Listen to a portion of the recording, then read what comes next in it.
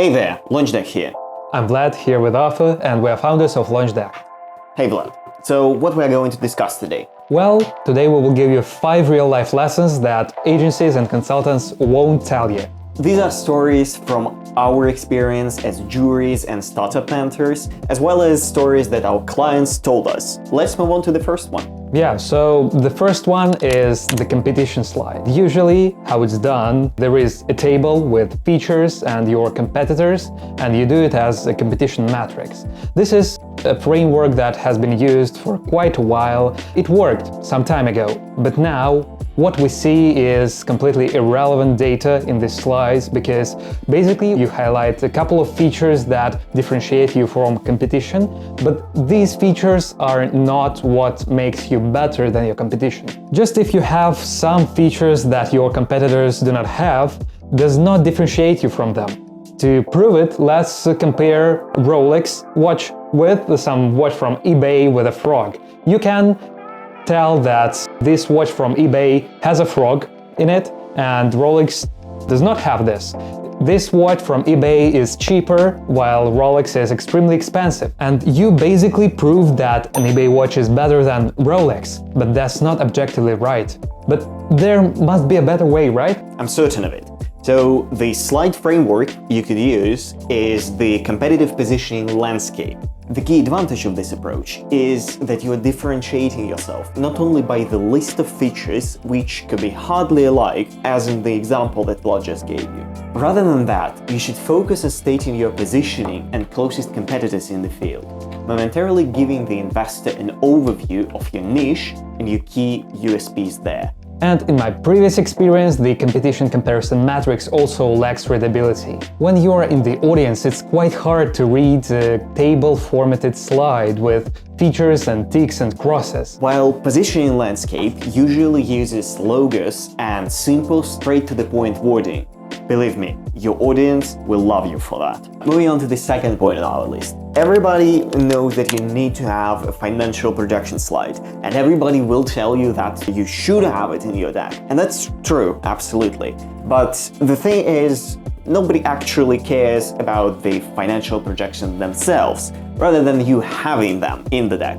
And I will explain why this is not some ridiculous point. The thing is that your financial projections are actually showing that you understand your project's scalability in terms of 3 years from now, 5 years from now, or even 10 years from now. And that you actually know how to get there, that you have this strategic roadmap while in the first year you are doing this, this and that, and after that you are achieving this kind of revenue, or you don't have revenue, but that's alright because you will have it in 3 years, and in 5 years you will actually reach your break-even point. And after that, you will be a scalable business. And this point is actually proven by Dropbox. They did a research, quite recent. They showcased some insights from founders sharing their pitch decks using Dropbox. And the thing is that financial projections are not the most viewed slide on this list. But at the same time, the most important slide in any deck that was shared on Dropbox from founders to investors is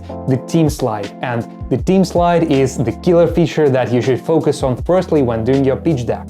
Because usually we know these team slides where you state that you have Adam, he is the CEO of the company, and here is his photo. And here you have Anna, she is your CFO, and she has beautiful hair. But at the same time, you don't know anything about their previous experience and why even your investor should care about your team and their expertise.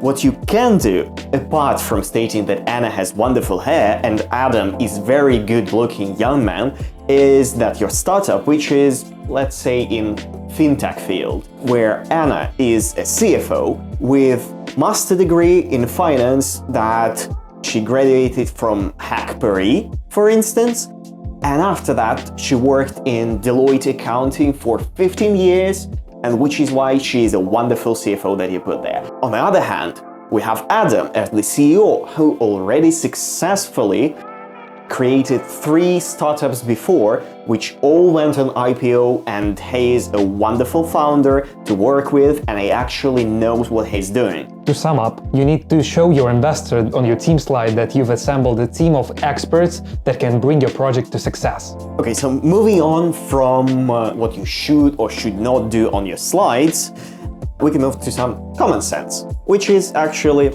number 4 on our list. Think about the presentation that you send to the investor as the piece of material that actually will be read by the investor. And from that perspective, you should think about what you write there and how you put it on slides. There was one case where the tone of voice, as you might say, was misused in the presentation that was shared with a lot of high-tier companies and investors.